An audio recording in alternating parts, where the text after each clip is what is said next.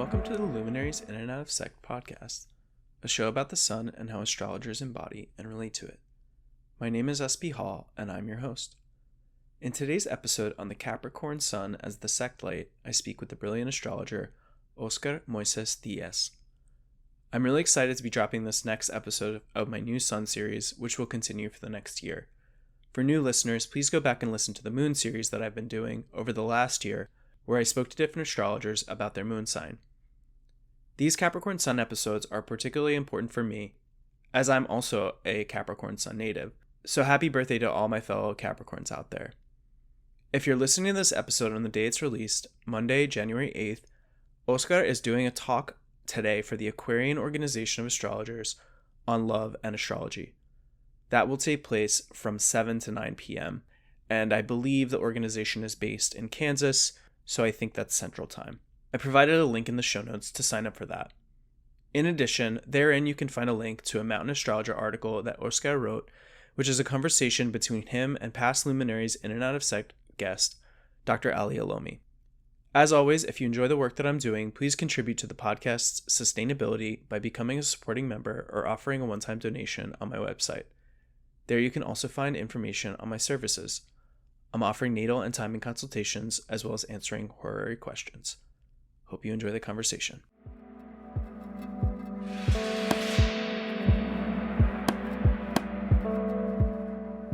All right, Óscar Díaz, thank you so much for being with me here today. How are you doing?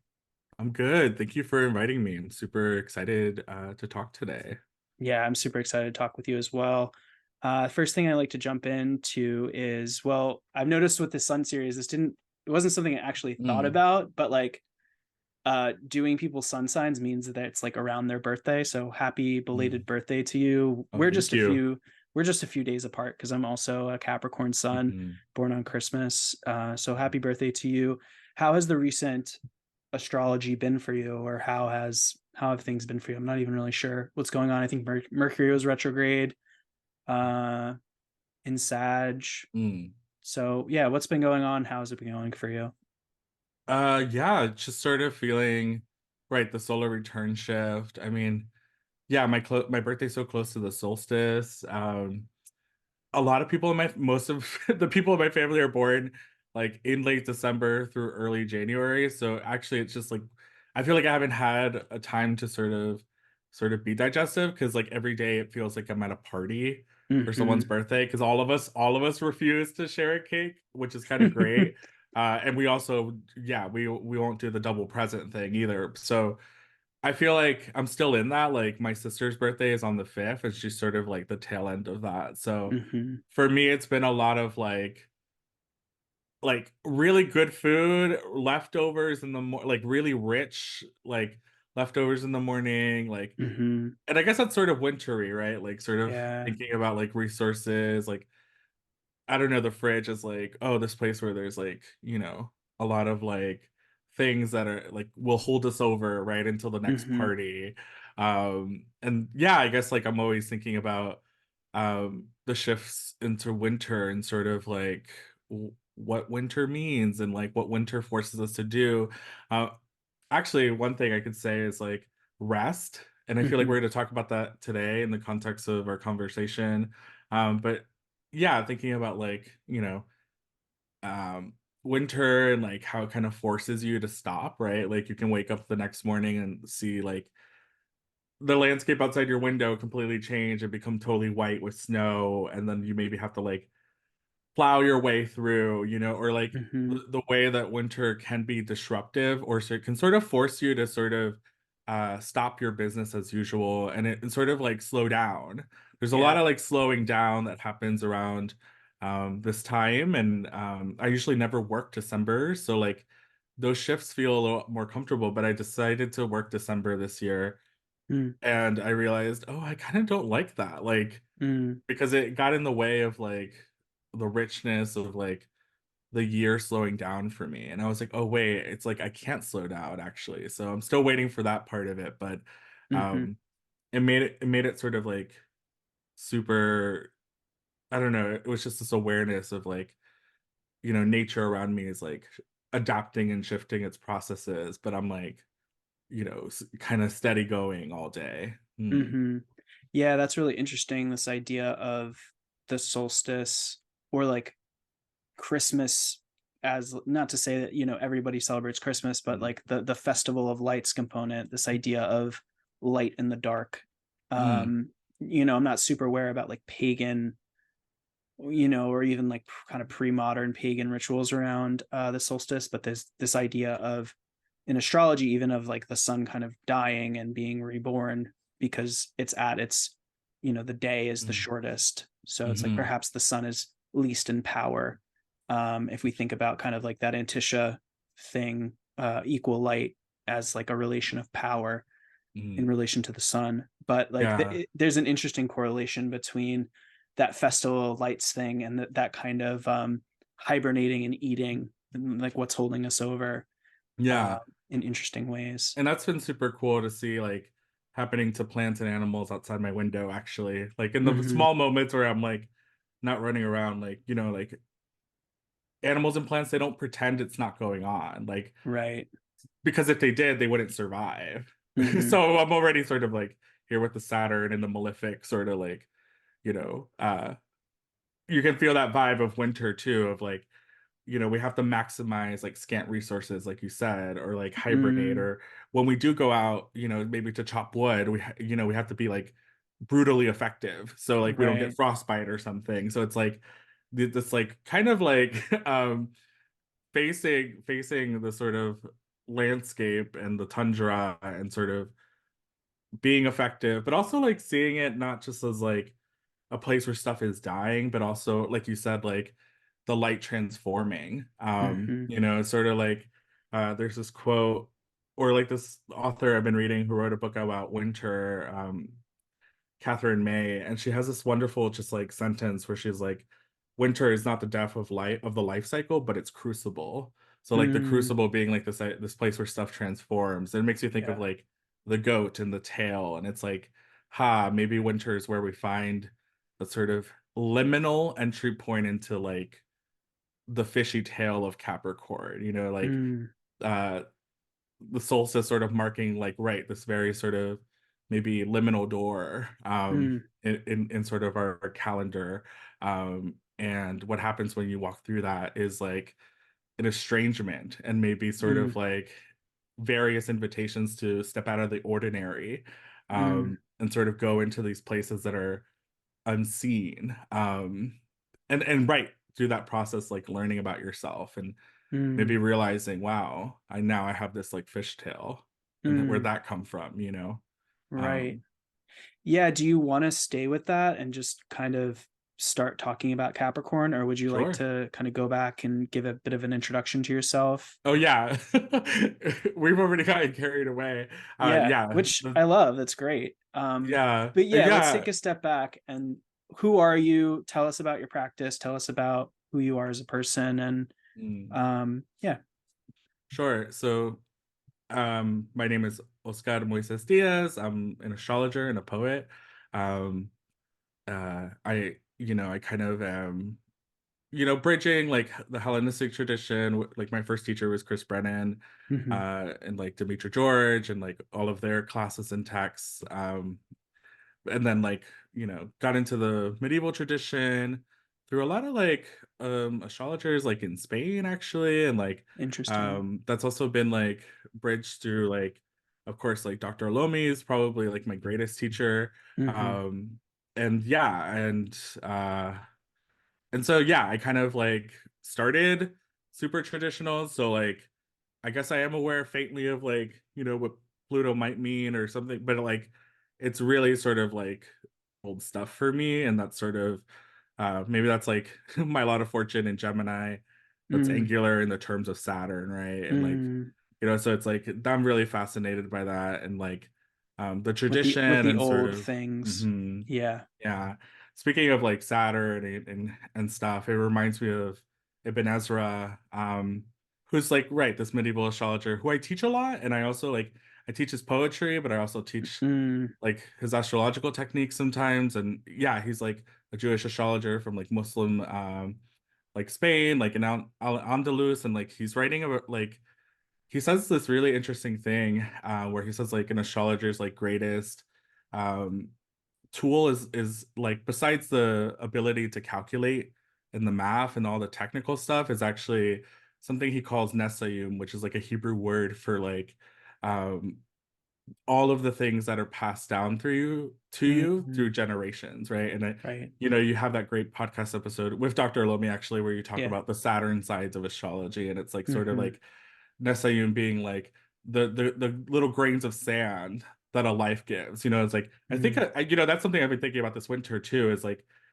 I need a new sort of filing cabinet, because all of like my client folders are getting kind of like beefy and like nothing's fitting. And I'm like, Mm-hmm. oh, these are like the workbooks, right? Like, Right. or like it's like I'll die and I'll be like, I don't know, 80 years old or something. And then like I'll have left like these like weird like folders of just like 50 years of a client's life or something. But it's like, Yeah. The who's book going of to their learn from life. that? It's like, Yeah. that's the accumulation. Saturn being like the illuminator, but Mm-hmm. through time. And I've That's such already an sort of interesting. taken us. That's such an Yeah. interesting image, like the illuminator through time, because we think of Saturn as like the darkness almost opposite Mm, the luminaries. mm, So there's this kind of illumination, the time component of illumination rather than the immediacy of the sun or the moon. Even that mm-hmm. feels really, I don't know, that feels very potent. Yeah. Yeah, I hope I answered your first question. It was about like lineage and like, right, that's why I got into the whole Ibn Ezra Mm-hmm. thing. So Mm-hmm.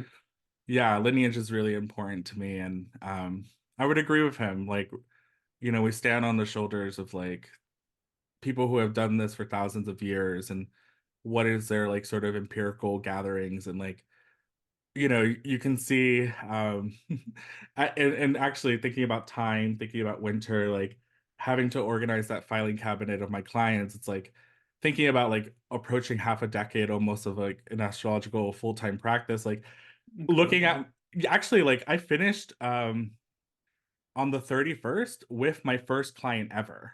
And it Mm, was like, so she's been seeing me for a couple of years, and she's the first right. client I ever had, and I remember that. Uh-huh. Um, and it's so funny because I have her like, you know, uh, various solar return charts, all that stuff in a folder, and it's like I look at the first chart I ever prepared for her, and it was like very basic, like the ruler of the ascendant, and like really like Mm-hmm. talking about notes about sect, and like like, Mm-hmm. and then kind of progressing through the pages and being like, oh, now I'm talking to you about like primary directions, like for Yeah. Daria, like the Lord of the like, and you Mm-hmm. start to sort of see that sort of the unraveling of like time and experience and wisdom, and sort of Mm-hmm. becoming more shorthanded, right? Like Yeah.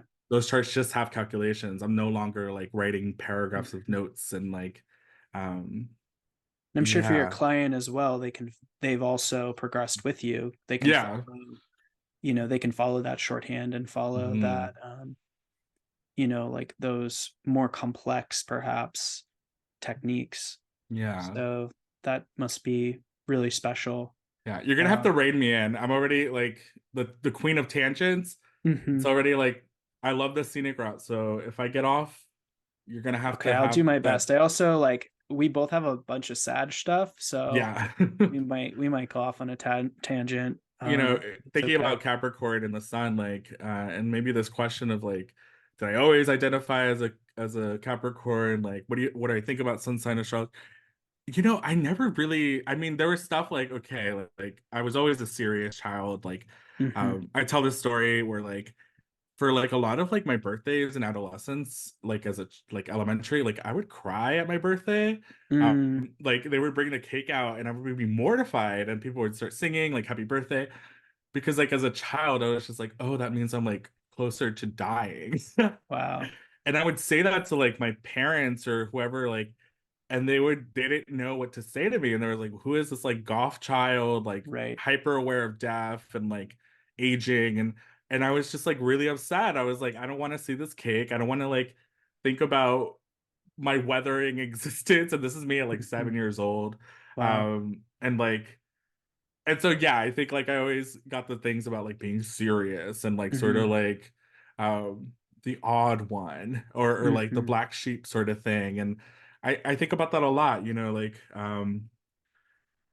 Capricorn being sort of like the exaltation of Mars, but also like the home of Saturn, and sort of like this way that like malefics will often bring experiences of like pushing us to the edges of places or Yeah. peripheries, but also experiences of being othered. So Mm, I think like, like anytime someone had something meme like or something to say about Capricorn, it was like stuff about like, oh, introversion, like hmm. privacy, like I never got the CEO stuff or like being money hung. That was like the most alienating thing. That was like Yeah. almost the stuff that made me like not want to know more. It was just like, Uh-huh. why are people saying all this stuff about me being like Yeah. uh For me chasing too, the because cash or something? yeah, for me too, it's so interesting because I'm a Sag rising, so I have my Capricorn Sun in the second, pretty widely conjunct Saturn, Saturn Hmm. being my malefic out of sect.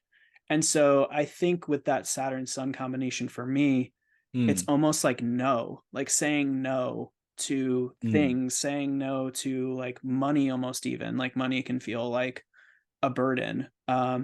Or just like Saturn in my life kind of saying no to those things sometimes. So it's just interesting how sect can play in, and how like we both have kind of Jupiterian risings, and how there can hmm, be like it's kind of tension between Jupiter and Saturn sometimes, because like Jupiter wants to say yes to things and Saturn wants to say no in its kind of ways. hmm, And I guess I just want to point out one thing because it comes to mind for like newer listeners who are maybe not familiar with sect or what like mm, malefics are. The malefics, I will say, the malefics are the malefics because they tend toward extremity, hmm, with Mars tending towards hotness and dryness, and Saturn tending towards extreme coldness and hmm, dryness. And so Saturn is like the one that's far out. Traditionally, it's like the last planet. It's the last planet hmm, we can really see. So there's this kind of isolation that's associated with Saturn. hmm, Um, and then there's like Mars, which is like the individual, which will cut away. So there's these ways that the malefics like say no to things, and the ways that they can be extreme in a way that can make life difficult. hmm, Like it's like very little life exists in extremely cold places or extremely hot places. Like it happens, but there's a kind of way that those creatures have to exist to kind of adapt to those elements. Um, hmm. and sect can play in as well. And so it's just interesting to hear your experience with you having a day chart. So the sun has this interesting to hear your thoughts on sect and what that kind of means for the luminaries. But this, perhaps the sun has an increased prominence or an increased ability to kind of do what it wants, or there's a more of a prioritization than the sun, than the moon, what Hmm. have you. I'd love to hear your thoughts. But I just wanted to kind of like point out a few of those things to kind of set the stage a little bit, or kind of fill in some of the details, perhaps. Yeah, yeah, I kind of want to add to that too because I love that you're Yeah, talking please. about like these kind of like cold and dry qualities. I feel like Mm-hmm. that's very sort of underspoken in a lot of like astrological conversations. Like the idea of like right temperament, like Mm-hmm. thinking about Capricorn being sort of like of the melancholic nature because it's associated with Earth, and like like what's that imply? Like the melancholic temperament is sort of like pragmatic, it's realistic, it's like don't sell me these big hopes and dreams thing, like what is the realistic sort of look of and like sort of having like a sort of like realism lead the Mm-hmm. way. Mm-hmm. um I think like that's why Saturn can also be associated with like the actual reality of things. Like hmm what are the facts and figures? hmm Because it's like, you can't really, you can manipulate Earth to a degree, but there's less kind of mutability of Earth, or like changeability of Earth, than say like water, for example. Yeah, yeah, but and it's also like the most adaptable of the Earth sign. Well, it's adaptable in the sense that like more so than like Taurus, right? Because it's cardinal. So it's also like Mm-hmm. so like what is the lay of the land? What are the difficulties? Let's not sugarcoat that, but like what is actually then possible? Right. It's like wanting to transform. Like I guess it's like that metamorphosis that like the winter time can help bring, and sort of like right. So like again, the melancholic temperament sort of like being deliberate, it's self-paced. There's this funny story about Sade that I always like to I tell. love Sade. Yeah, she was talking about, she rarely gives interviews. She's very private, another sort of Mm-hmm. Capricornian thing. She saw like an advertisement with her photo on it, Mm-hmm. like somewhere in New York City. So it was like big and blown up on the street. And someone had like written in marker on like on on top of her poster, and someone had written this this bitch only sings when she wants to. And then she said that with such a like joyous smile, and then she says, that's one of my favorite things, that like I loved seeing someone like complain about me in that way. She was like that idea, right? Like, like the melancholic person, the Capricornian person, like they go at their pace. It's like you're not going to force them necessarily to move. It's sort of like they have that sort of, I don't know, like that great Mm, like and right, she disappears, right, for a long time. Like right. those albums are so sporadic, but like again, like the coldness and the dryness separating And kind of the these. pride in saying no as well, the pride in kind Yeah. of uh refusal. But just for video Mm-hmm. watchers, I'm sharing Sade's chart. It's an untimed chart, born Mm-hmm. January 16th, 1959. So yeah, she has quite Saturnian, Oh yeah, Saturn in wow. Capricorn, Mercury in Capricorn, Sun in late Capricorn, the last decan, and then Venus in Aquarius. So quite Mm. a quite kind of Saturnian person. Yeah, I faintly knew her chart, but like this is so wonderful to see. I mean, yeah, like the sort of like the music is so like controlled and like deliberate. Like you can tell like she really labors with her band, Mm-hmm. like to create something special, but like she has to retreat to do it. Mm-hmm. I think that's like that's winter, that's melancholic, that's Capricornian, that's Saturnian. Like that retreat becomes sort of essential for a lot of like, the sun to sort of have those moments of gnosis and knowing and Mm, understanding and sort of an embodiment, I mm-hmm. think, right? I Yeah. don't know if you relate to that. Yeah.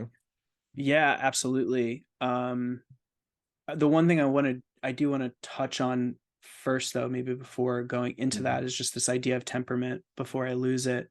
Mm-hmm. And the sun sometimes getting um, this kind of malefic classification Ah. because the sun, like Mars, is like most kind of closely Mm-hmm. associated with fire, Mm-hmm. and is hot and dry. And like even, the dignities don't always line up with kind of temperament or triplicity or what have you, but like the sun rules Leo, the sun is exalted in Mm-hmm. Aries, so has these kind of strong dignities in 2 out of 3 of the fire signs. Um, and I think that is just, interesting kind of jumping off place for what does the sun mean astrologically? Oh. Mm-hmm. What does it mean in terms of like planetary relationship in relation to the sun? Like how close can we get to the sun? Mm-hmm. Things of that nature. So I'm just curious to hear your thoughts on that. And then like as Mm-hmm. it relates to Capricorn, what does this kind of hot, dry planet mean when it's in this very kind of cold, dry environment? Mm-hmm. Yeah.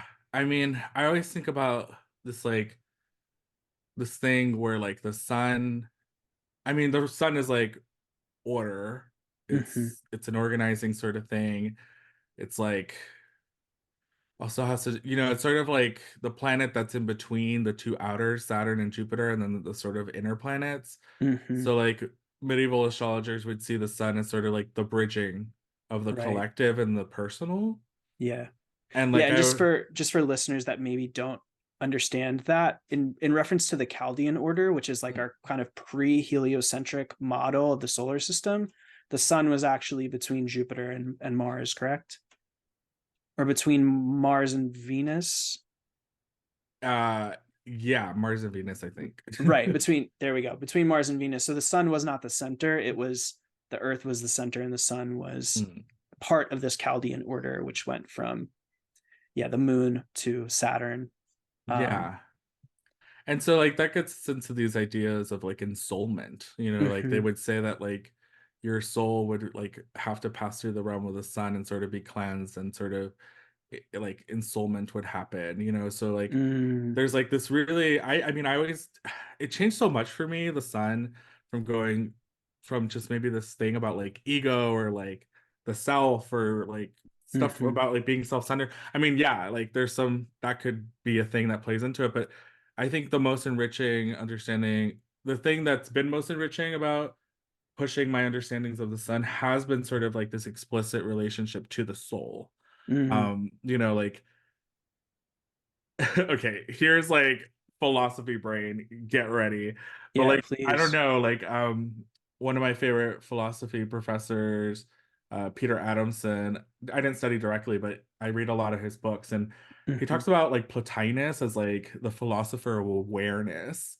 And I Okay. love that. Like the sun is like this thing that's aware of everything, like Mm. nothing escapes the light of the sun. It creates shadows. Like also the sun nurtures when it's far away, but like if you get too close, that's sort of Right. like where the maleficness is. It's like it's too burning, it's too drying. Right. Abu Mashar gives us a scale, says like planets that are like wet, like Venus and the moon, Mm-hmm. like they suffer the most from the proximity to the sun, like Mm-hmm. it dries them up. But someone like Mars, have a sun Mars conjunction, like Mars is already sort of dry, and sort Yeah, of like, Mars is like chilling. yeah, and like so like there's like this thing where like doesn't really affect Mars, and also Mercury's changeable. So Mercury, it's like it happens all the time, it's just adaptable.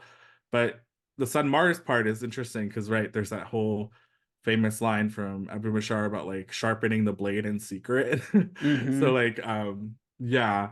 But yeah, the sun and the soul. I've been thinking a lot about this because like they relate the sun to prophets a lot. They Mm-hmm. relate the sun to like the children of the sun are like physicians. Mm. So like there's like stuff where like both of those figures might deal with the unseen, right? Like a physician's trying to see what's wrong, like what germs are giving you that flu, like what are the symptoms, what are Mm. sort of the things.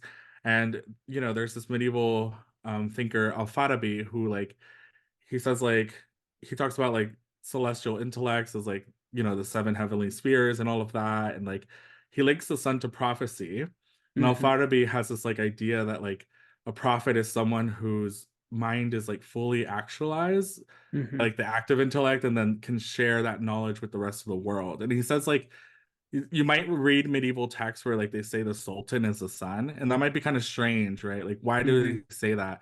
But it kind of comes from this sort of stuff about like Al-Farabi also says like, right, like the sultan should be sort of is like the sun in the sense that like cities are very specific. So I might have a city that's like in the mountains, or a city by like a river that floods often, and like so like cities have specific conditions, and he says like a good ruler would be a ruler that's aware of like the city's specific needs, and Mm. how the city needs to adapt from time to time for Mm-hmm. the greater good. And so there's like this Interesting.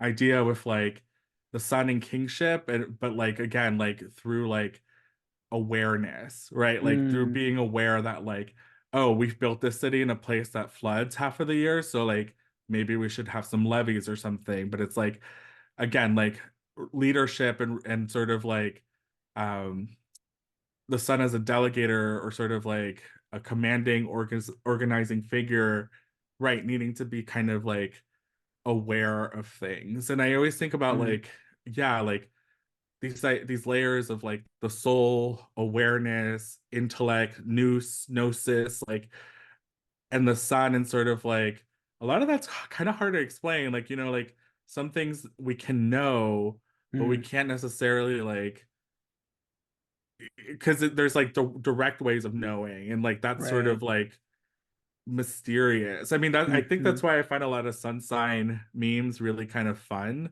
Mm-hmm. They often come from people's personal experience of that. So like Yeah. it might be like a Capricorn meme that's really funny. Like my favorite one is this person who's like they have like a nail in their heart, and they're like on a stretcher, and it's like something about like how a Capricorn won't ask for help or something. Mm-hmm. And I'm like, only someone whose sun sign is that could probably say that. But like Right. again, like the sun and that sort of like direct knowing through again the experience of something. So Mm-hmm. thinking about the sun, I'm going around the mountain tying it together. Like thinking about the sun as like the planet between like the two outer Saturn and Jupiter, and then like sort of the inner planets, like this bridge across is like I think about the sun and like whatever sign it's in and its relationship to the ruler, maybe sort of these things that were like also showing other people, like Mm, these ways of being or sort of like these archetypes or something. Like there's this whole thing about like Plotinus says like the soul is like on the horizon of the mm, bodily and the intelligible. So like there's like something there about like again the sun and like the way you like organize your life and sort of like the mm, way you live it and experience it. And like yeah, that's it makes me think about like, concepts of like, and Dr. Lomi has spoken about this as like deen, in Islam, which is like, mm-hmm. like or the way we organize our life and like what does that Mm, mean to you? Like yeah. for me, Capricorn's a lot about like duty and like, and all these other things, or it might be for me, so like Mm-hmm. I definitely relate to that. it's Yeah. like what is this creed or like this thing that we're sort of organizing our lives by, that's Mm-hmm. sort of the heart, Yeah. is like the sun maybe, Mm-hmm. yeah. I just want to say for the record that one of my favorite, if not my favorite Capricorn memes is I think it's not all Geminis and it's Dennis from It's Always Sunny Mm, drinking and it's mm. Capricorn, it just says pessimism. And I love that for some reason. Yeah, there, it's funny, like sometimes you'll read like English translations of medieval texts and it'll say like evil thoughts for like Mm-hmm. Saturn or like Capricorn, and like that's also like goes into the melancholic temperament at sometimes of like sometimes like being too like pragmatic and realistic is like sometimes you expect because you're expecting negativities, that's also thing that leads you to leave the realism behind also because that's Mm-hmm. also shutting doors of like things working out or something like Right. because like right sometimes the pessimism can just like also be a thing that clouds, it's like Yeah. there's like some funny medieval astrologers who write the stuff about like Saturn and Capricornians and like them sort of being suspicious of others sometimes Mm-hmm. or like overly so, and sometimes that being like a bad thing, it's like Yeah. But it comes to mind also that like there are positive elements to it as yes. well because it's like often you see like you cannot fix something if you don't know what's wrong with it. And I Hmm, think hmm. like the pessimistic or kind of like limiting element of Saturn in relation to the earth, like this Hmm, kind of earth element of Capricorn, it's like where are the issues? Like what needs hmm, to be hmm. refurbished or like reconstituted? And like an example of this in relation to like my thinking, uh as like the sun in Capricorn relates to just like thought or knowledge or what have you, is you talking about it snowing. And the first thing that came to mind is like you can help other people shovel out their snow. You know what I Hmm, mean? It's like, and hmm. if you don't have that experience of like, fuck, I'm snowed in, and you don't like you can't know, oh, like my neighbor down the old lady down the street can't get out to get her groceries because she's snowed in. And it's like there's a pro-social element to negative Yes, thinking in a way. and I love that too. Gosh, yeah, we're like in the same wavelength, I feel, because right, like because you know how much it sucks to be snowed in, right? You're Mm, thinking about the old lady down the street. And like that is sort of like this thing about like the sun and sort of like what are you like if we're thinking about the sun as like the sort of like unified locus of awareness, like what is the sun aware of when it's wearing the Capricorn sort of outfit? Like it's mm-hmm. aware of like people who have been left behind. That's Yeah. very sort of explicit in medieval Islamic and astrological texts. Mm-hmm. Like you'll read, and it might seem mysterious when it's in English of like, what do they mean when like Saturn is the stranger or like the forgotten? Like there's a Yeah. famous like uh electional rule from Alice Fahani where like if the moon's in Capricorn, you should go send messages to the forgotten. And it's like Mm. if you don't have the context, you're just like, what, like my What is? sister who I forgot to text her? Yeah. But no, they mean like, who has society forgotten or who is like easy to forget in society. So like that would be, Mm, these connections Capricorn has, which are very ancient and like stretch back to Babylon with like the differently abled or like the poor or the hungry hmm. or the widowed or the old, like Yeah. people who I guess like in our current sort of global situation, yeah, are like suffer even more and more, like, but like thinking about like Saturn or Saturnians or Capricornian people like having sort of this special awareness or sort of just like this natural awareness of like folks who fit into those Mm, categories and sort of like mm, right. And so I think that's so beautifully illustrated with you making this example of like shit, my like house is snowed in, but what about this elder down the street? Like hmm. these are sort of like the sun in Capricorn sort of concerns, like Right. what is this awareness that you're bringing, right? Yeah. And again, to This kind of think, knowing, right? And knowing is so yeah, complicated to talk about, right? It's such a philosophical, like, big area. absolutely. And especially when you talk about the astrologer that you referenced that talked about the horizon, Mm, it reminds me of Mercury's joy in the first, this mm, place where the kind of sky and earth meet. And there's so much about astrology that's connecting sky and earth, mm, like as above, so below, mhm, this kind of thing. And I really think it's interesting to think about the relation of like the sun and all the other planets because and perhaps it's just like my modern view of like the solar system of the sun as the mm, center, which is very different from this kind of pre-modern Chaldean order. But it's like, yeah, how does the sun relate to Mercury? How does the planet of like thinking, for mm, just a shorthand, relate to the planet of communication? Like, mhm, how does Mercury herald the decrees of the mhm, sun? mhm. And so I think it's interesting to look at the relationship between those things Yeah. because, like, for you, for example, it's you have this, with the sun in Capricorn, you have this particular way of thinking, and then perhaps that's very different based on your, how that comes through with the Mhm. Mercury placement. Yeah, and Sag, yeah. I think they're in Antisha. Hmm. That's a whole other thing. But Yeah. um there's this wonderful thing a bit in Ezra says in one of his poems. He says like the scribe is always aware of where the king is in the castle.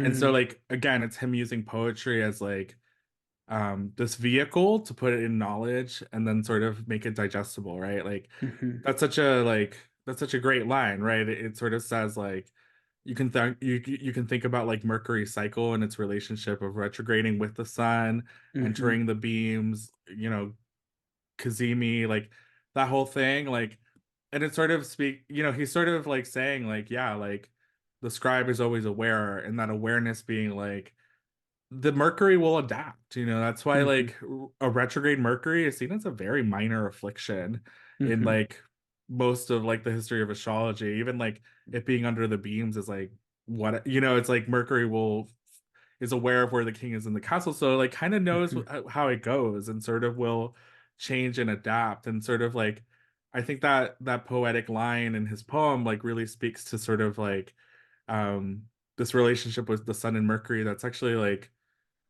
Mercury making room and space and sort of it's gonna figure it out, it's not like Hmm. a major deal. But also like I bring up poetry because like right, that goes into like, these medieval ideas around like the sun and the imagination and prophethood.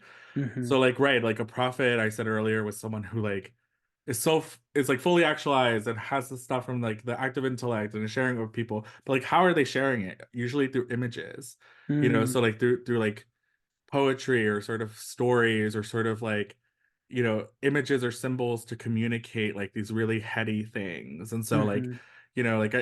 that's like pedagogical, so like sometimes like when a student isn't understanding something you might want to tell them like a little anecdote or a story or sort of like something like that because it gives like the mind something to play with, right? And Right. the sun is related to like intellect and news, but it's like it gives that participation moment or like that sort of like let me chew on that image that you gave me for this one thing. Mm-hmm. It's like where that noetic click happens, where like that light bulb moment happens of like, oh, the image was the vehicle for the information Mm-hmm. to sort of digest and sort of turn on a light where like I get that now, you know. Mm-hmm. So I always think about also like the sun, and it's like sort of like, you know, things with like how knowledge seeps through us through like the sort of like experiential sort of ways. Like, I mean, some Yeah. astrological texts like relate the sun with actors. Mm-hmm. I think Lily does that. Can't believe I'm citing Lily. That's so weird.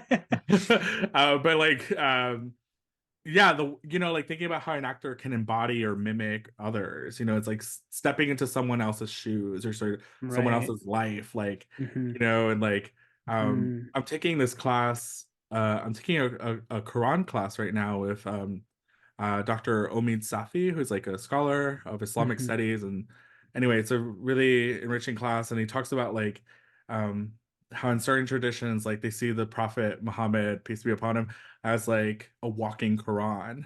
Mm. This idea that like the Quran isn't just this Mm. book sent from heaven.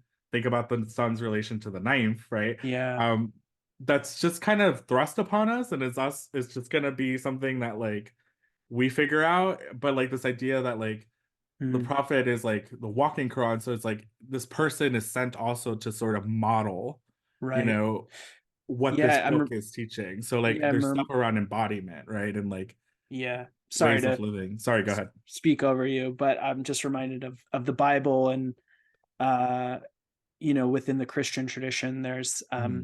I forget what book it's from, but it says in the beginning there was the word logos, Mm-hmm. and the word became flesh, which is a Mm-hmm. kind of another example, and it's like becomes flesh through like the birth of God on earth through Mm-hmm. Jesus. Mm-hmm. And so there is this kind of element of like, yeah, what is the kind of ideal, the kind of almost platonic ideal of God, and then the Mm-hmm. embodiment of that Mm-hmm. on earth. So yeah, that's really interesting. Yeah. Yeah. Now we're getting to that point where I was like, I know I like just drove down the highway like Hmm. super, but what was the question? I don't remember what the question was, but I think we were just riffing. Yeah. yeah, but you're, I was talking about the relationship of Mercury and the sun, and then you Oh brought up yeah. this idea of image, and it reminded me of, you know, uh, how humans, to a large extent, are kind of visual creatures. We learn through, visualizing, even learning language, kind of bringing back Mercury. Even astrology, right? Like, does this Yeah, planet have sight or does it witness, right? Like in right. the ancient Greek, this other house or this other planet, like it's Yeah, all optical. Yeah. yeah. And in my moon series, so many people, the suggestion they had for people was like, just go look at the moon, like Mm. experience the immediacy of I that. don't want to tell people to go look at the sun for too long. Right, right. And that's an interesting thing where like the sun is Mm. so like vitality in the sun, it's like almost obvious, Mhm. like we need the sun for life. Without the sun, and like us being the perfect distance from it, we would not have life Yeah. on The earth at all. distance thing is interesting because, like, maybe I would tell someone instead to sort of, because I do this sometimes in my living room, because that's where the record player is. And sometimes Hmm. on my days off, I like to just sit and read. Yeah. And like, there's a bunch of plants in there. And like, throughout the day, I'll see them slightly move or like kind of move towards the sun. Mm.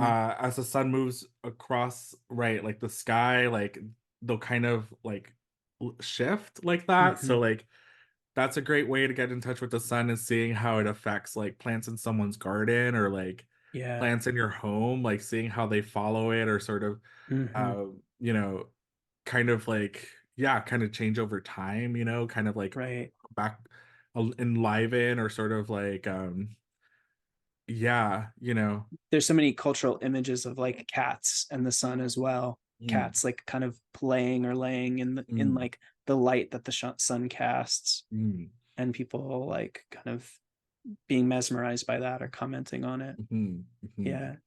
Yeah, the thing I was thinking of was the relationship of kind of Venus and the sun, this other planet that's Mm, within the sun's orbit, so to speak, doesn't move independently of the sun, but like, mhm, or can't get quite far away from the sun. It can mhm, only get, like 2 signs away, and is associated with creative expression, um, perhaps. So there's this kind of visual element that comes with the sun. The sun gives us sight, provides illumination, and then mm, like images are crafted or expressed in a certain way that can kind mhm. of give embodiment or give kind of an immediacy to the gnosis of the sun. Yes, thank Yeah. you. That's I feel like that tied up all of my. Hmm. That's beautiful. I have nothing to add to that. I just think that's wonderful. Yeah. Awesome. Cool. Mm, Um, before we bear with me one moment while I pull up our questions. mhm, Yeah, do you have anything else that you'd like to say about the sun and what the sun means to you, mm, as an astrologer? mhm. Um, yeah, this thing about the soul, this thing about like Yeah, what embodiment, is direct. what is the soul to you? Mm, Because I know within the medieval Islamic tradition, there's a differentiation between the soul and the spirit. And I think in mhm, English, a lot of these terms can kind of get mm. mixed up or made synonymous. But what do you mean by that exactly? Yeah, it's so funny because in my head I'm like thinking about like right, I'm thinking about like Plotinus, but then I'm also thinking about like Ibn Sina, like, and there's like this progression of like how the soul's been thought of and like these Hmm. sort of like Islamic philosophers and like it's it's a lot for me to keep in my head. Um, but I would say like I really like the idea that like sometimes hmm like for Plotinus, I think it's Plotinus. Here's the part where I might mix everybody up, but like I'm gonna say it's Plotinus. Like he says, like the soul doesn't need to seek union or contact with the intelligible because it just needs to sort of realize that it is always in contact. And like I guess thinking about like this Quran class I'm in right now, like a lot of it too is like thinking about like a relationship to God that's actually like Mm, it's always constant, it's always there. So it's like my teacher said something, it's like it's like knowing the Quran is like a fish asking where the ocean is and then mm, realizing where the ocean is. yeah. This is such an important point, I think, about Yeah. God in general and like a relationship. My experience is like, you know, like spirituality has been a vital important a vital thing in my life for a long time, like all of Mm, my adult life. Like, mm, and I hear a lot of people, and I've had this as well, where it's like, what is God? It's like there's this thing or whatever that I have to depend on for my life, but I don't even know what it is. mm, And how do I reconcile that? How do I trust something I don't know? mm, Um, and I think that I've come to feel that, like there's a whole thing that I think about just like knowing in general. I'm pretty skeptical. Like, mm, like I feel like there's within us just vast wells of being that we can never know within mm, ourselves and within mhm, our relationships. mhm, And the important thing is like, I don't know my best friend. Like, the important mm, thing is that I have an experience of trust and love mhm, when I'm with them. And I think it's a similar thing, um, with a relationship with God, where it's like, I don't understand God. I don't understand the totality of like what that is, but I have an experience of that. And mhm, that's the thing that's transformative. And that's the thing that's vital. mhm. Um, Yeah. And so so like there's and I think that's like I guess I'm making I don't know, like I but like yeah, the sun is like once I've linked it to like these ideas of the soul and like the Greek word nous and all this like stuff where it's like it's actually become kind of hard to explain what the sun is Yeah. because it's so like in the body. It's like so Yeah. like And it feels so mhm, that like that thing of like you can't look at the sun. It mm, feels like it's almost a summation of what I'm trying to explain of like I don't like if I'm out on a sunny day in summer mhm, and I'm really basking in the beauty of like the sunlight, I'm not mm, staring at the sun to mhm, get that. I'm feeling that on my skin. It's this mhm, kind of like not mediated but indirect experience mhm. of feeling versus like sight and knowing. It's like we Yeah. can't stare at the sun, but we can feel its kind of warmth and beneficence. Yeah, it And made me that thinking about feels, like the yeah. sign that your sun's in being that sort of thing. Mm, Right? Like what are those sort of things that are those direct experiences of knowing, you know? mm, It goes back to those like hyper specific memes. It's like how do you know that? Like because you probably lived through it or something. right. Yeah. Right. It's resonant for you and you can relate to it. Like I think solar knowledge is a lot about like right the experience, the experiential. Mm-hmm. Abu Mashar has this wonderful line where he says like Venus rules cleanliness, but the sun is the experience of feeling clean. Mm, So like me taking a shower, that's you know, like yeah, like getting clean, like that's the act of cleanliness. But like how I feel when that water hits my body, I mm, can't really explain that to another person unless they yeah. like themselves like get in the shower and feel that, you know, like and I think that's Mm, like a very important dimension of the sun. yeah. But yeah, what we're saying, yes. Yeah. And it reminds me of The Doors of Perception, if you've ever read that by Aldous Huxley, because I should. he's kind of talking about solipsism a little bit. Mm, Um, and I think it relates to this experience, the subjective experience, because mhm, he talks about in that how we can't completely know what another person's like mm, experience totally is. We can't mhm, completely get inside of their mind and know what their life is like. And I think that kind of speaks to the sun and the individuality that can become associated with the sun. mm. The kind of like separation that can be associated with the sun. Yeah. Yeah, that kind of like interesting. Again, we're kind of talking about Saturn and the sun, but there's a kind of isolation associated with both of them, Mm, mm. at either end, kind of the far out and like the extremely hot. Um, so yeah, I feel like that's resonant to the sun and kind of individuality.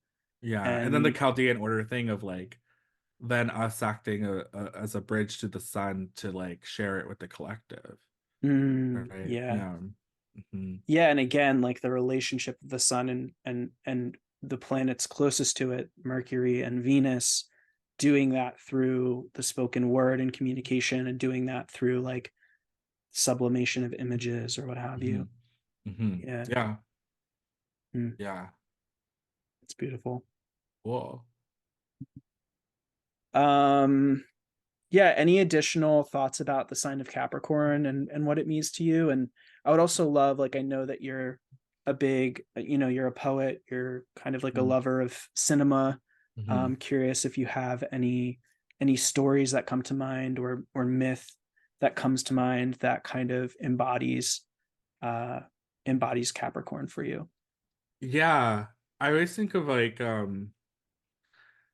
I guess like we'll get into it a lot more, but like uh there's this film by Chantal Ackerman, The Meetings of Anna, and it's about like a filmmaker. I guess like the plot Mhm. is kind of like this filmmaker is going to like this film festival to present her film, and on the way she's on a train through Europe, and she stays in a lot of different hotels, and she's kind of lonely the whole time and alone, and like and again like thinking about like malefics and experiences that might bring you towards like experiences of extremes or sort of like isolation or sort of um contemplation. I feel like Mhm. that's a really powerful film um about like all of those things, but also like again like a character who embodies the stranger or Mm, someone passing through, like again, like the solstice, like all of the winter, like these places of like liminality. Like Saturn is the planet of liminality, and I wish people mm, spoke about that a little bit more. Like um people who are like in between, like Saturn rules the ocean, because like the earth might be known and then like the ocean's unknown, so it's like mm-hmm. people in between are like, people who have jobs by the shore are thought to be like Saturn's children, because like Yeah. they operate between those like places of the known and the unknown, and the Mm-hmm. seen and the unseen, and like you know uh I like that movie. I also like he's a Capricorn too. His Pedro Costa, he's like a Portuguese filmmaker. All of his films like are master classes in what the 12th house is, like Mm, especially like Vanda's Room, okay. which is literally just shot like in one room, like the Mm, entire thing. It's like 2 or 3 hours or something, but it just follows. It's just like this person talking to the camera, and like yeah, and he's like, right. He makes like films about like a neighborhood that eventually gets demolished, but it's like a heavily like immigrant Cape Verdean neighborhood. He has like a trilogy about it. Like yeah, this awareness he has of like the other, but also like being amongst them, and sort of yeah, like becoming part of those communities mm-hmm. in a lot of ways. Like there's a lot of in his like uh films about death and grief. Mm, And like he has really interesting relationships with his actors, where like the actors' lives kind of become the films, but and they sort of like make interesting decisions within that, of how things go.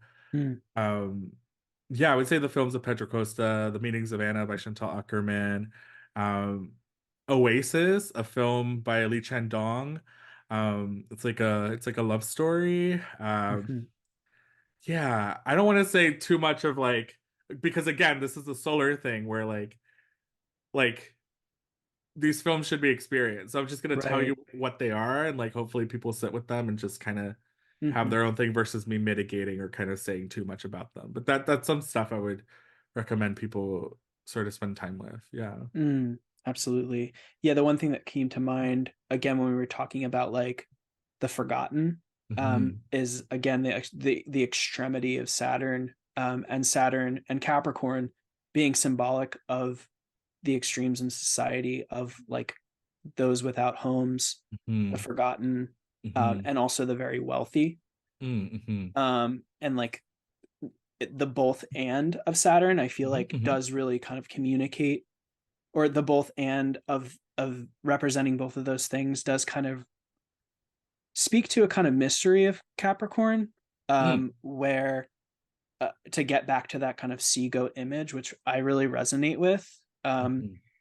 Again, like growing up as a Capricorn Sun, I didn't really want to relate to that, and maybe that's Hmm. partially because like I'm a Sag rising with Jupiter and the Sun like very closely opposed. Hmm. Um, but like I felt a lot more Sagittarian than I did the kind of Capricorn Sun, and I didn't want to be those things of like, ambitious and like money hungry and like on my grind, like all Hmm. of those kinds of things. Um, and that's kind of like I think the image of Capricorn just as the goat, Hmm.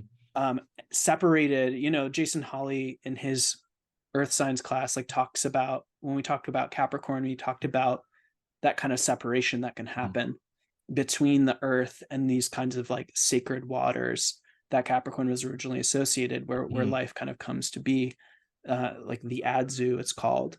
Hmm. And I think that the connection, or the kind of tail and its association with water is so important, when thinking about Capricorn, or like healing almost as a Capricorn.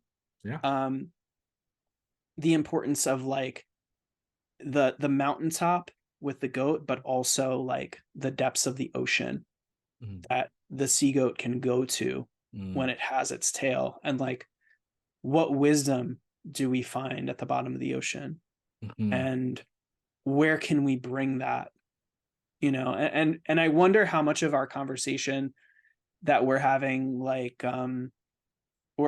for me, it feels very resonant of like the ways in which my Capricorn Sun, the Capricorn and the Sag stuff interplay, the Jupiterian and the Saturnian kind of interplay. It's like, how do I see through the sun, and then like how do I serve through like my Jupiter Mm, placement, or what have you? Like this desire to be generous and to give, and it's like, how can I take that wisdom from the ocean, from the water of life, and then how can I transform the earth with it? How mm, can I be of service and construct structures that are just and equitable as a result of it? Um, so that's something that came to mind when, again, mhm, thinking about, um, like the earth and the water of Capricorn. mm.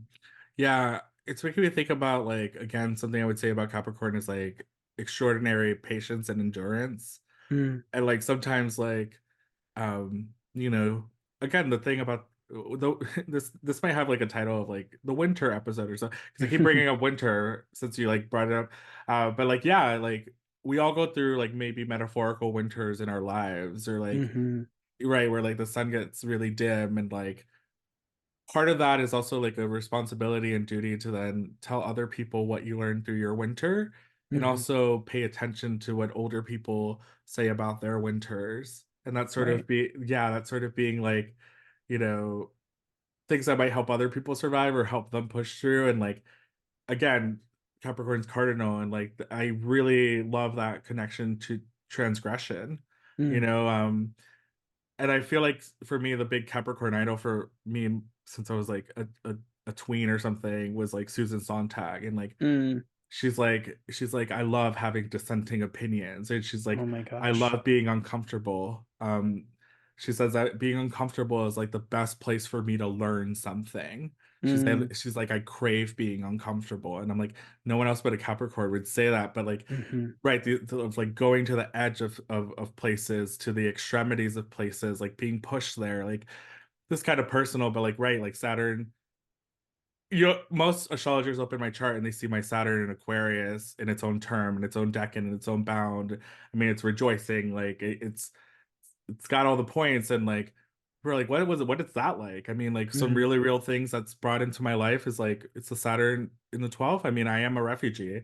For mm, most of my life, I've had refugee status. Like when mm, Trump became president was like the moment I became a citizen. Like it was very scary. mm, Like, mm, so like having these experiences of exile, of being like ripped away from home, like it's a lot of the 12th, like those extremities of knowing that. But like I feel like, a lot of my clients are like, people who again are liminal like that in the sense of like mm, I get a lot of like clients who want to talk about the 12th and homecomings, returns to their places, speaking about diaspora, like, mm. like the ruins, coming from a war-torn country myself, like I'm able to empathize with people on a whole different, it's like these are the things I know. And like I I'm often older and can be like, look, this is like there's stuff coming ahead, like don't worry. Yeah. Or like, like I think about Capricorn and like all of these medieval texts, they say things about like being keepers of secrets.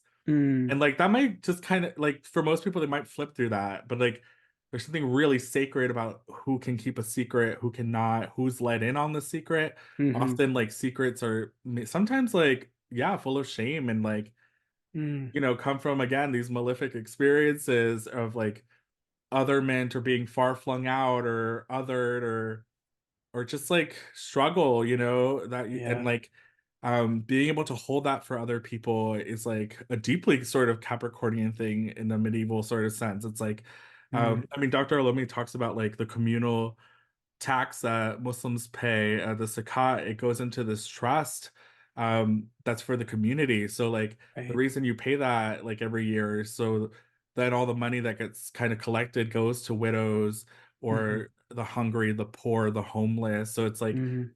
this sort of thing where like Islam is always constantly reminding you who's being left out, Right. like and how do we provide and um how do we sort of as Capricorns, like, yeah, kind of keep the secrets and kind of meet people in the deep water in these Mhm, sort of places and be like, no, I get what that is. Like right. I was 5 years old crying in front of my cake, being aware of my mortality. Like, Mhm. I nothing you say is gonna shock me. Like I'm fully in the death of winter and like the dying and the rot and the decay and like um that's maybe like a sacred thing to be for better for worse, you know. Like I mean some experiences just universally suck, like Yeah. that's fine, but I think also like Mm, again, like I love being a stranger and I love like the idea of Valens saying the 12th is the stranger and like finding other strangers. I think my Saturn mm, return was so much about like what like sobriety and all that stuff, but like also like yeah, realizing that like being a stranger is actually like one of my biggest superpowers. It mm, allows me to like, you know, have a wider relationship or you know, just kind of like and also yeah find the others, you know, and the right. motley crew or something. And like Capricorn loves difference, you know, like there's famous delineations of like Venus and Capricorn. Al Hayat says they shall marry someone of a different culture or status or way of life and they will Hmm. build new traditions. That's Mm, beautiful. Like yeah. Capricorn has this like deep appreciation for like different experiences, things that are different, maybe are Mm, kind of like not loved by others or kind of, you know, it's like, but that it's like important, you know. mm, Uh yeah. yeah. Thank you so much for Sorry, that sharing. was like huge, like No, not at yeah. all. I love everything that you said, and I think it's so beautiful. Um, Sun and Capricorn and the associations we've talked about of like the sun just being with you, the sun just shining its light. It doesn't have to do anything but be present. And there's something I think very powerful about bearing witness and presence, you know. And You know, Saturn as like the great witnesser often. yeah, Like literally yeah. that's the term, like the planet who witnesses. Hmm.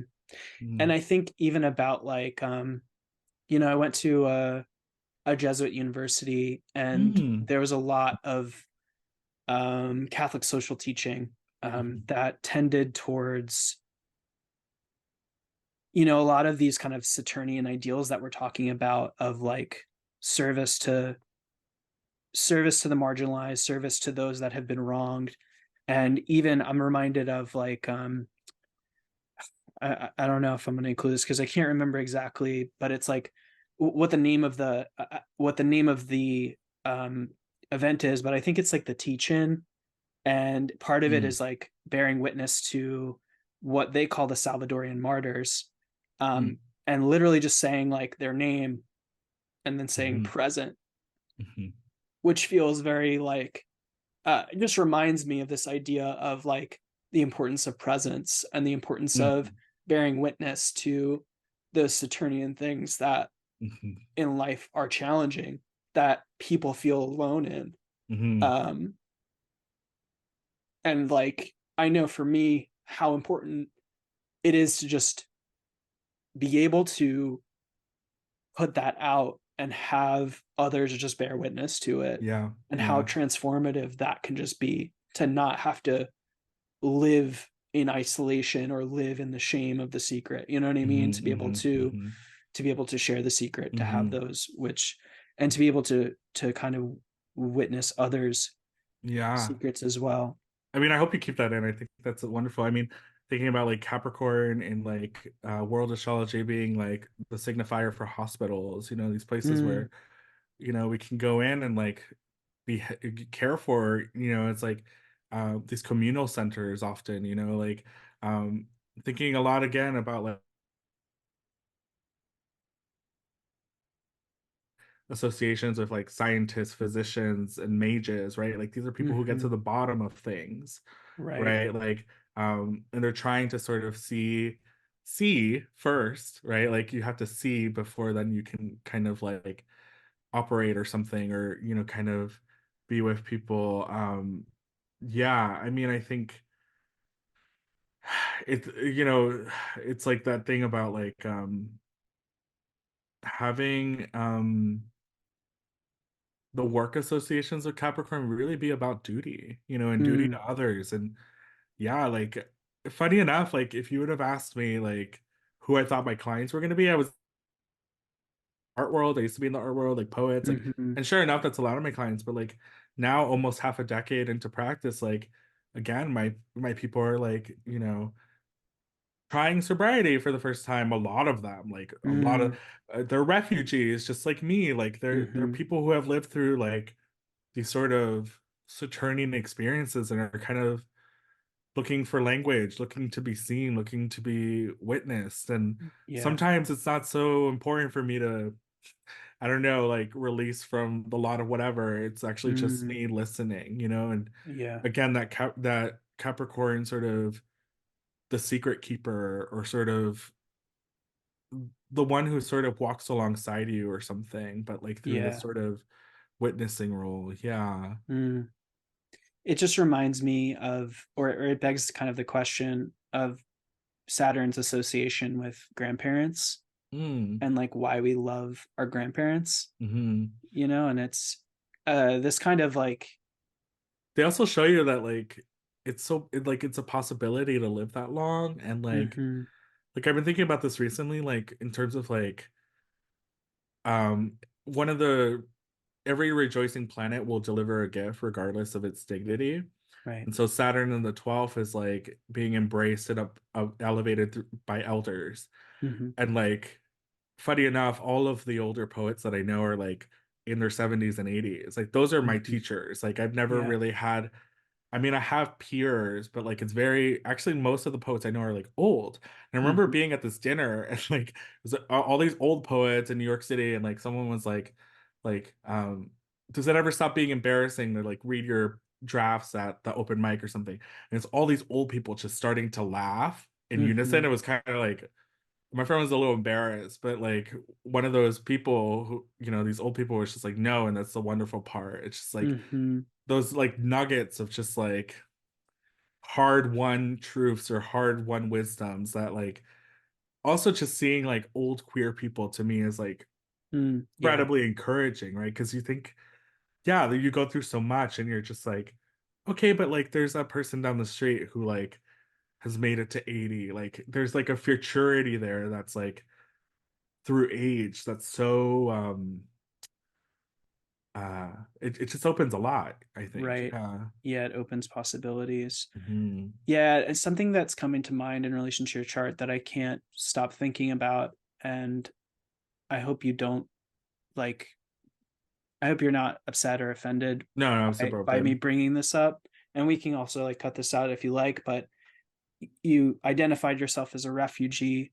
Mm, Saturn rules the 12th, which is associated with refugees, and also the 11th, which is mm, associated with like certain kinds of government and mm, citizenship. mm, And like the more kind of, it's where Jupiter joys. It's kind of like mm, the mm, good, the house of good spirit, those kinds mm, of things. And it just feels interesting with your Saturn in the 12th house that um, the place where you had to leave, mm, you had to leave and come to another place mm, because of the place you came to. So mm, like, oh, so much of Central American history is mm. tied up with the U.S. involvement in it, Sure. which I've studied a bit, Mm, and I'm kind of most familiar with the U.S.'s role in the Salvadoran Civil War right. and the repercussions of that. Mhm, mhm, And so it feels, interesting feels like a bit of an insensitive word almost because of mm. how awful the US is involved, like Yeah. what Yeah. that kind of caused, but it does feel astrologically kind of Oh yeah. relevant to your chart. Yeah. And I talk about that all the time. I mean, like thinking about like I think there is this relationship between the 12th and the fourth. Manilius says so. Like Saturn has its share in the Mm, fourth. He's the only one that says that, but like I interesting. really, really think that's like true. And Mm, so if we think about the 12th as like the Chepso, Pedicera's, all these people saying like it's the womb place or it's like stuff before you were born. right. Yeah, like I was born in the last year of the Civil War. Like Mm, that's looming in my 12, like yeah. um my family like my dad's village was like totally burned to the ground by like US funded death squads, Mm, you know, like um and right then they moved to the city and it was just like, you know, classism and like right, they're farmers and like it's the wrong accent and like you're from the communist side of this country, so we don't trust, you know, mm, it's like social death is such a like I guess that's like a academic concept for like people who live on like the margins of a state or like sometimes they're stateless or something. And I come from that side of my country where like, you know, it's like, oh, the gorillas are over there, like they're the bad Salvadorans. I mean, I'm not a mm, nationalist by any means. Like I mhm, always say like yeah, like I have no ties to I would never wave a flag. I think mm, that's like, you know, but it comes from this and it comes from mhm. like, you know, my family living on the borders of like Honduras and El Salvador, so like depending on the Yeah, decade, you know, my aunt has two passports and one of the funniest right. conversations I've ever had is just her showing me both of them and being like they're both useless, like who Mm, cares about the nation, like we're the people of the mountains, like you know, right. it's like but like that Mm, distrust between like state power and like, you know, and so it's like right, like I come from these liminal people who like depending on who's winning that territory and what decade they have different papers, but both of those countries neglect us, they hate us, like you mm, know, we're seen as like the other even within that, so like even that's part of like that Saturn in the 12th of like mm, coming from people who are even othered within the nation or sort of, and yeah. that's always been super explicit to me, you know, in the way Mm, that like my parents talk in their like rural accent, right, like mm, or like the way, yeah, like I remember like meeting like a middle class Salvadoran in the city and then like being like, oh, what do you eat growing up, and I said all these things and they were like, oh, that's like plantation food. I was like, yeah. that's crazy. Mhm, I was like, oh, I was like in the moment I realized like, oh yeah, right, like this is like like it's just all mm, these things, right, about like Saturn and the extremes, right? And like right. that's always been super real. And so right, it rules my 11th and I find like that so much of my community ends up being like people who have gone through similar things like that, you know, and Mm, like finding a lot of like again, it's like being a pirate to me is like there's this wonderful Colombian theorist, Ernesto Bassi, and he wrote this book called like The Aqueous Territory, something like that. But it's about pirates in Central America, the Caribbean, and South America. And it's this idea that like pirates are cosmopolitan and they're sort of always fucking with like ideas of the nation, and they're like mm, not they have the crime of flying all flags. So mm, it's like this idea that like pirates and we're always sort of causing trouble for like viceroys or because they're just not interested in the nation, and like they right. would like pick up Dutch and then they would get kidnapped and on a Spanish ship and they would learn Spanish and then they end up in Jamaica and then you know, so it's like I really relate to that sort of like um I love being again the stranger, the other, the thing that Mm, the state can't read. My family are mhm, those people. They're mhm, those people on documents, you know, and like there's a real power to that, you know, of mm, like being slippery and then also finding other people who are in those sort of places. And also I would say, you know, the 12th has a relation to the occult that kind of gets like uh it's not talked about enough, I think, like the mhm, 12th in like secret societies and like Valens and all those people, but that becomes like right, like you know, again these like assignations, these secret meetings of like wizards and mages and like one of the funniest delineations of like the super powerful Saturn ruling my 12th in the 12th ruling my 11th is the fact that like a lot of my friends are like really well known or powerful occultists.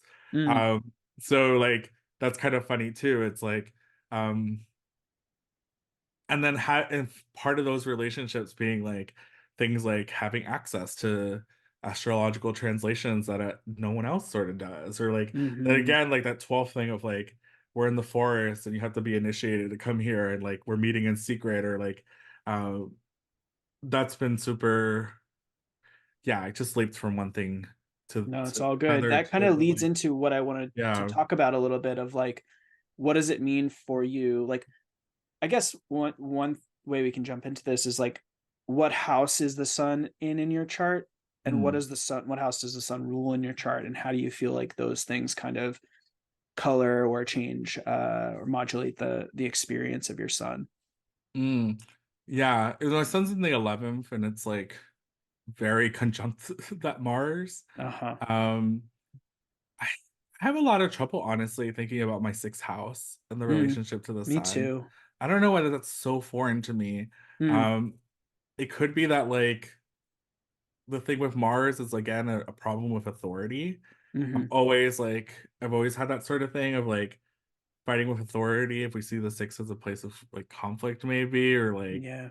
rebellion, hmm like that's a lesser known thing of the six, and maybe that Mars is like tyrants or something, like, or I don't know, but yeah, like I think a lot about like the sun and that conjunction to like Mars in my ninth, and sort of like again like these things around like religion and spirituality, and hmm them kind of locking in to each other. And I think about them a lot in relationship to again like magic and like sort of like sorcery, like hmm an exalted Mars is a classic placement for like a sorcerer, a Right. master sorcerer in like medieval Islamic texts, right? Goes back to that thing about like the unseen and sort of like the hidden and sort of hmm the patience that a sorcerer needs to have, but also like, it's kind of like these things of like being on the edges, and kind of like things being passed down through like secret initiations or something, or hmm um yeah, or Yeah. through contemplation, right? Like hmm I've had this like thing where I've always wanted to sort of enter a monastery or something at some point in my life, or Mm, like um that would be an interesting like Saturn in the 12th ruling the 11th, like finding yeah. brotherhood through like the sort of smaller kind of secret group or something. Yeah. And I think Mhm. like, if you don't mind sharing your Jupiter in the ninth ruling your ascendant, I feel like could come into there's like a lot of these 11th, 12th, ninth Mhm. themes that like are leading into like those first house themes of identity. So Mm. it kind of makes sense that you would have that kind of inclination, I suppose. Yeah, yeah, or like yeah, also like the 12th is a travel house, like again these things about pilgrimage and going very far away. It's like hmm long distance trips for short periods of time. It's like the hmm Valence thing. But again, it's a place where you're a stranger. Right. That's very present right now because last night I booked a flight to Puerto Rico, and it was just hmm like uh like wondering like, I could just go and recite Shahada here at a mosque in the town I'm at, but like Yeah, it's so interesting. You're going to Puerto Rico to do a kind of one of the things I saw you post on Twitter is about like a kind of religious act. mhm. Yeah, and it's funny because like um my solar return that it just turned on has the moon and Jupiter co-present in the 12th in Taurus. Mm, So it's an overlay between my third house and and the solar return 12. And so mm, the third house being like the beginnings or like initiations or sort of rites of hmm like religion, it's like in the third we learn hadith, or like we learn the Torah, or like the building blocks, or like the sort of like uh everydayness of like spiritual matters. Right. So it's interesting that that is now my 12, hmm and what am I doing? I'm literally going to, I mean it's I mean I'm Latin American, like it's culturally like Puerto Rico is not like too far, but it is sort of like, yeah, I'm like journeying far away for this like third house initiation into a religion, you hmm know? hmm Yeah. So that's That's super interesting too, like cool. the travel part of like, you know, uh religion, and sort of the 12th sort of that, the 12th is monasteries in ancient hmm texts. So it's some sort of approaching it like that. Like I'll be Right. reading a lot of like Ibn Arabi and Al-Ghazali and being really meditative and like, this like Airbnb or whatever, like, hmm but it's like needing to go very far out to sort of again get into the contemplation part of Mm, like the yeah. 12. Yeah. Yeah, I'm interested your kind of take on this, but the 12th and the monastery, the isolated place, and the ninth is the pilgrimage. And Mm. like I'm not even really I don't have too much context about the the pilgrimage's place in Islam, and I know Mhm, it's something you're like supposed to mm, do once in your life. mm, And I've seen pictures of Mecca, and mm, it's not a very it doesn't seem like an isolated mm, place. It's like mhm, filled with people who are mhm, mhm, together praying and mhm, kind of like, doing religious things. And so there's an interesting thing about the monastery and an isolation even within an isolated place, and then mhm. the kind of pilgrimage aspect of traveling far to be with many people in a common religious Mm. space. Yeah, and I think like the 12 for me is also like familial. Like this is probably Mm, gonna ruffle some feathers in my Catholic family, you know. yeah. But it and that's part of that's probably the main reason why it's like I want to be in a place where I make this choice that feels like my own. Like my dad's Mm, Catholic, my mom's Pentecostal, grew up with like being forced to go to both churches and then just kind of being left and like I don't hmm. know, for me a lot of this too is like feeling like I'm choosing something that's mine and like Right. that heavy contemplation part of it is like deeply part of this initiation or something, you know. Hmm. Yeah. Yeah. I mean I the 12 is a lot of like not gonna sugarcoat it, but I think like it's so funny that online Saturn's either like super horrible or like super good or like because again Saturn in extremes, but I do Hmm. think like Saturn is a benefic in my chart. Like if you look at its dignity, Abu Right. Mashar has a procedure actually to tell you if a malefic is acting as a benefic. And Hmm. yeah, like my Saturn's clearly on board in the day. Like so, like yeah, these experiences of like going to monasteries, going to Mm, have religious, spiritual experiences in faraway places for hmm. a short amount of time, like. Sometimes I see like ninth, 12th house things and solar returns quite often be like study abroad experiences. Hmm. Hmm. And those people will tell me like, wow, that like semester in Italy where I just like was learning Renaissance history changed my life. And it's like, oh, you have connections between your ninth and your 12th. And I look at the solar return when that happened and it's 9/12 stuff. So Mm, like yeah. that like right, like that being far from your daily lived rhythms and giving into that experience of being the stranger, like Hmm.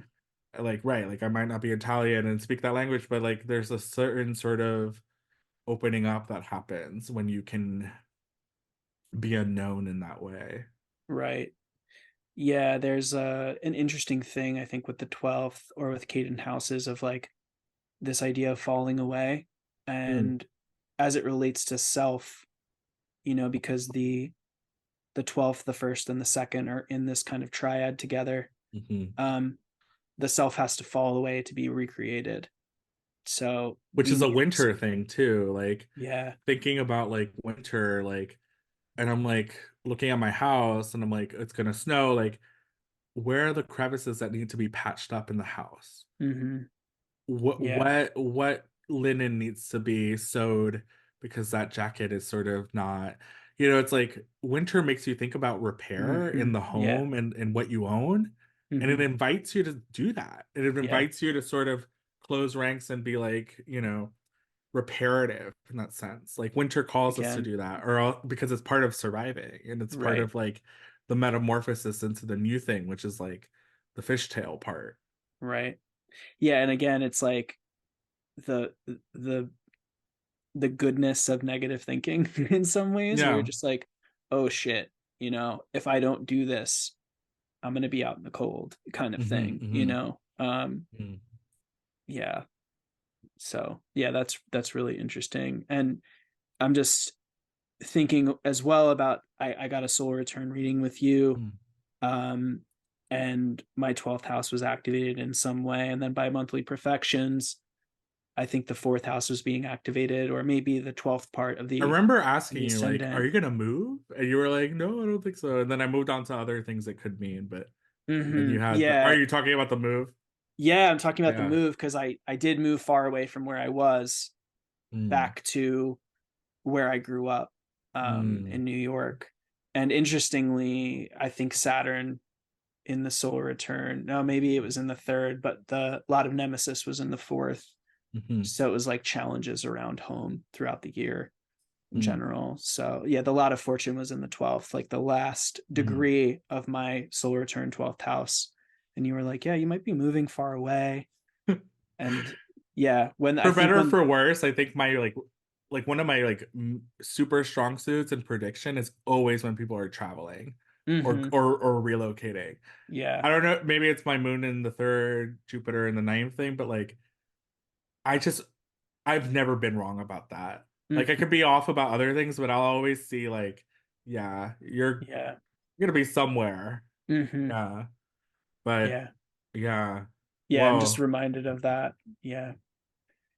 Wonderful. Yeah, do you want to talk about aspects that the sun makes in your chart? And Sure. do you think that I would don't be look at my important to chart discuss? super much, so like you might have to remind me what my sun aspects. Sure. Yeah, like I'm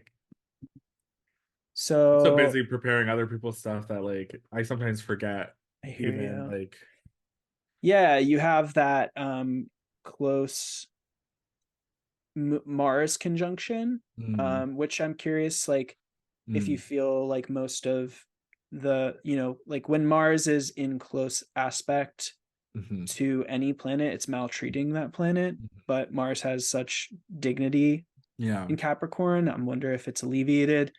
In Mm, addition, I'm really curious to hear your take on the combustion of Venus mm, and Mercury across the sign mhm, boundary mhm, because they're towards the end of Sagittarius. mhm, mhm, And then additionally, you are in a pretty close trine, Sun and Moon trine. mhm, mhm, That's your sun, your Moon is applying to your Sun mhm, by minutes. mhm. And then yeah, there's like a loose kind of sextile with To Jupiter. Jupiter. Yeah. Um, you know, funny enough, like I think a lot about like the sun and Mars and my father. My a lot of the fathers in Aries. Mm, Um, I'm not gonna go super into it, but like mhm, what might a lot of a parent signify when it's like a malefic out of sect Mars conjunct the sun, mm, struggles with the father. yeah. A lot of that goes back to like my dad even being like a child soldier, Mm, sun Mars, grief, like yeah. the forgotten, all that stuff. So that's like the loudest way that Sun Mars conjunction comes out. hmm For me, it's actually like do the stuff with my dad, which I think is Wow. important to say too, right? Like not everything in the chart is like always just us, but like the greater world that we exist in. And it's like, wow, Right. this is showing up as like a parent figure, right? hmm Um, uh again, I think that exalted Mars ruling the ninth and it being out of sect. I mean, it's in the chariot, so like that actually manifests as like my lifelong sort of opposition or sort of like going to battle with like clergy Mm, in the Catholic Church. Like I remember like my first communion, I was like, oh, there's like angels in here, and like, oh, they're casting lots, oh, they're doing magic, and they're like, no, no, no, you can't talk about that. Like it's just like and getting in trouble consistently in Sunday school for like hmm wanting to know uh the more sort of esoteric, sort of mystical sides of like Christianity and like Yeah. Because and they're then having definitely like there. really yeah, like having very like principles office like really like smackdowns back and forth like Right. theological like and I'm like 9 years old like that's crazy but it was just this like thing of They're like like, no you're asking too many questions, kid. yeah, and it's like no one wants to tell me, and so I'm even more interested because I'm hmm like, ooh, something's being It's hidden, like secret. a Yeah. Scorpio ninth, and like yeah, so it just made me, kind of even more so like towards those sort of things. But funny enough, it does show like me in arguing with like religious figures a lot of the time, or challenging them, or hmm um, yeah. Uh, also like the sun, I'm still trying to figure out about that, like across the sign boundary hmm combustion stuff. I do think it's alleviated by like those placements being in Sag. Yeah. So, like they're already kind of like in that sort of fiery kind of thing. hmm Um, then there's like this like Antisha stuff. So it's Right. I mean, that Jupiter, sorry, that Venus Mercury conjunction is like obviously one of the things that makes me like a poet. It's like hmm in the 10th house, co-present the midheaven. But I would say through those antishas, like a lot of like what my work is about is the aftermath of war. mm And I remember having this kind of conversation with Patrick Watson once where he was like, how does this Mars kind of show up as this mm like And I'm like, oh no, it's like literally me writing about like massacres and war and like Mm, yeah, my familial experiences, especially through my dad's side of the family with all right. that stuff. So it actually becomes like even the stuff I'm like waxing poetic about, right? Mm-hmm. Like Mars and it's like military sort of thing. So Mm, yeah. Hmm. right. Yeah. Yeah. And Mercury rules your fourth. And so Hmm. it's like bringing something into the 10th. Hmm. Hmm. Yeah. And it's interesting too, with just thinking about exaltation rulers, Venus ruling your first by exaltation. Hmm. So, like, It's also there's the some, bound lord of my ascendant. Yeah. yeah. So it has a huge kind of role in your identity and your personhood and the kind of combination of those fourth house and first house topics and being in the 10th house, that place of visibility. Hmm. um yeah, that's really really interesting. Yeah, and Funny then like an enough, like, oh, sorry, go ahead. no, go ahead. Funny enough, one of the pieces I'm like most famous for, this is actually an art piece, but it was like my first art piece in a museum. Hmm. Uh, was when I was like 21, and it was like it's a piece about me and my sister who I have many siblings, but this is like a sibling who the war separated us. So like I hadn't seen Mm, her and like I didn't grow up with her. Like I it was just like distant phone calls, and it's like a performance art piece at the Queen's Museum where we talk on a phone for like the length of a calling card. But it's actually mm, like and then, it's kind of on speaker, so like it's a public conversation actually. But like it was like that performance kind of we finally said things that like were kind of taboo of like I don't really know you mm, and like I feel distant from, but also like mourning how painful that distance is. And I mean mm, after that art piece like both of us got a lot closer and like mm, I think it really healed our relationship, but we had to like really like name the stuff of like the trauma that like has kept us separate or whatever. But that's a funny thing where like, right, it's like that Mercury, Venus, and Tisha is like the art. And then like that thing with Mars too of like conflict or sort of things around loss and war and like I mean that's like if I die tomorrow, like that art piece is in like art history textbooks for like, wow. if you open up a textbook about like contemporary art in Central America, like that piece is there. It's like canonical. It's like Mm, my big thing or whatever. It's that's also what jump incredible. started like my art career in my 20s, which I've since like I do poetry now, but that's a whole thing. But like, yeah, it's even funny that like things brought up to the midheaven, like it's Hmm. also like, yeah, that sort of stuff. Mhm. Mm, very interesting. Yeah, I'm just being reminded of kind of astrologically, I think like one of my last questions I have for you, I'm thinking of the relationship of, you know, the ruler of the third being averse to the Mm, third. mm, And you talked about like the sixth, like how you don't really think about that so mhm, much. And like mhm, the sun, for us, Capricorn suns, our sun is averse to the plant to the house that it rules. mm. Um, and so I'm just like curious if you feel like the aversion of the ruler of the house, given its placement, if that kind of brings up anything for you or I think it's me ignoring a lot of health things or illness mm, things for which I'm like I hate to admit, but like yeah. I don't know, it's that kind of like Tony Soprano kind of thing where I'm like in the doctor's office and they're like, "What's wrong?" and I'm like, "None of your business." Like I don't, and I hate that. It's so masculine and gross and dumb, and Mm, but it's just like there's just something about me where like even like getting me to take medicine, I'm not like like conspiracy theory or whatever. But sometimes I'm just like, "Ugh, whatever, it's a cold, it'll go away." So sometimes uh, and my lot of courage is in Leo in the sticks. So like mm, sometimes having your lot of courage wherever it falls will be a place where you tend to take risks that are sometimes unwise. So like mhm, sometimes I kind of do like put things off health wise or like I dread doctor's visits or like I have sort of a blasé attitude to like certain health things that like I pay for later or like mm, I don't know. Like I think that's one way that like it kind of shows up in that aversion of like oops, like I've ignored this because the ruler can't see this house. Yeah. Yeah. Yeah, and it's just interesting to think about the ruler of the third in the 10th. So Mm, like siblings having some role in your kind of public persona, mhm, with the moon in the third ruling the fifth, so that somehow mhm, relating to art and mhm, creativity, mhm. perhaps.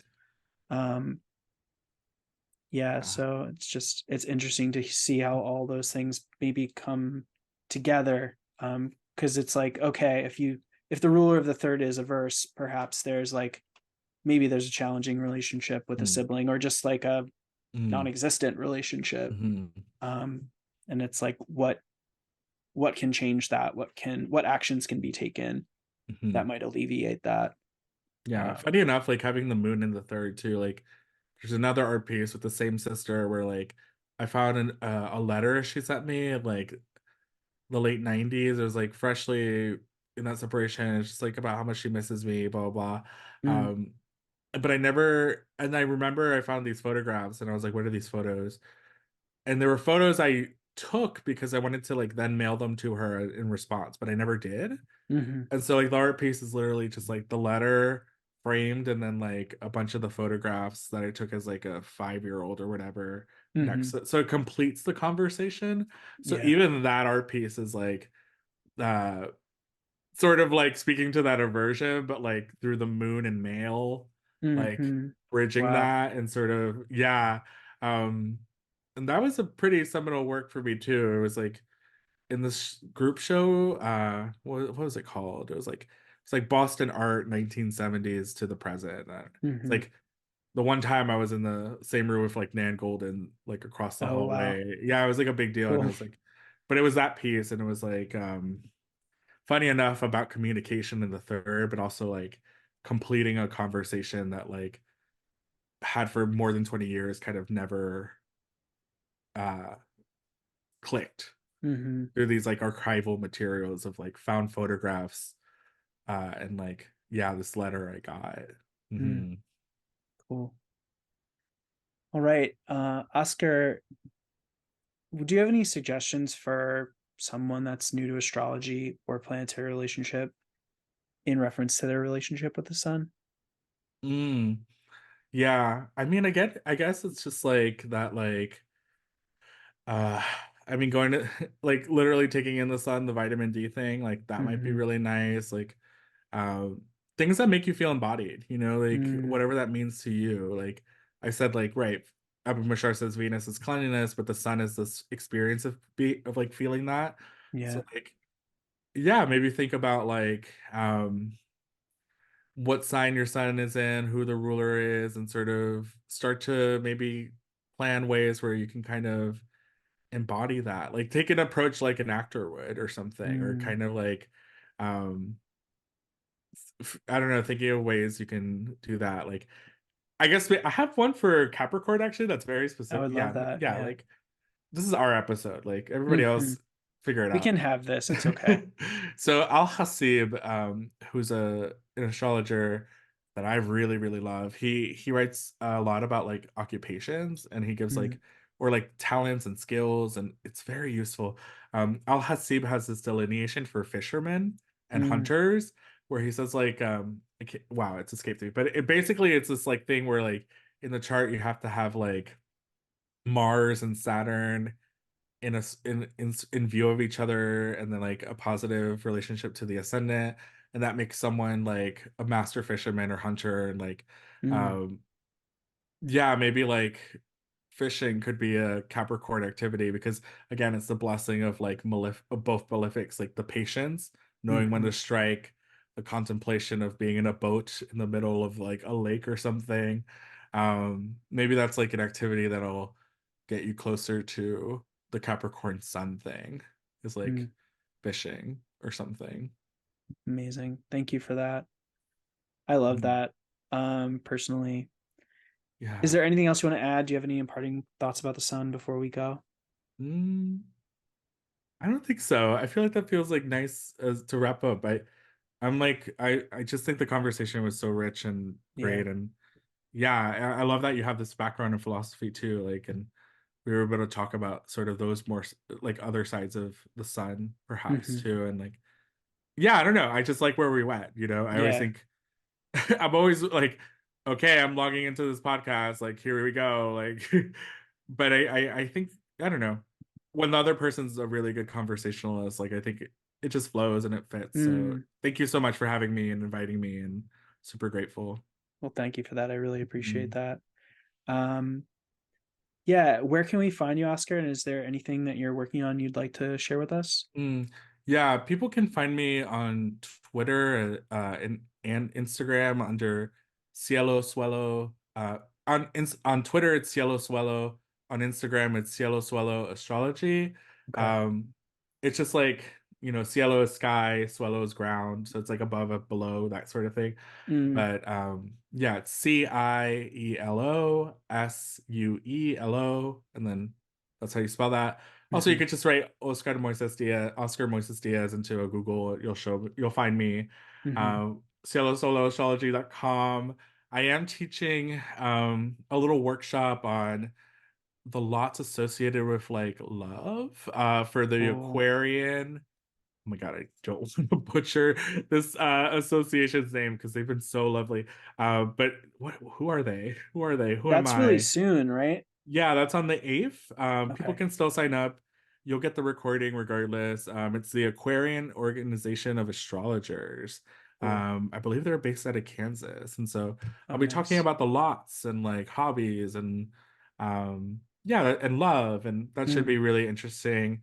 And my books are kind of closed for January, but like will probably be open for February. I'm always Mm-hmm. sort of consulting. It is my full-time gig. So if people want a reading, they can just hit me up. Yeah. And I Yeah. think that's all that I got going on. Oh, people can check out A Mountain Astrologer, the Capricorn Soul issue that just came Mm-hmm. out. There's a conversation between me and the great scholar Dr. Olomi about like Mm-hmm. desire, sex, queerness in medieval astrology. If people Amazing. want to check that out. Yeah. Cool. Awesome. Yeah, I'll be sure to link all that in the show notes. And as someone that's gotten a reading from Oscar, I would definitely highly suggest getting one. So follow Oscar on Twitter and keep track of when his books are open. Oscar, thank you so much for joining me today. This has been a really amazing conversation. And I hope we can talk again soon. Yeah, thank you so much.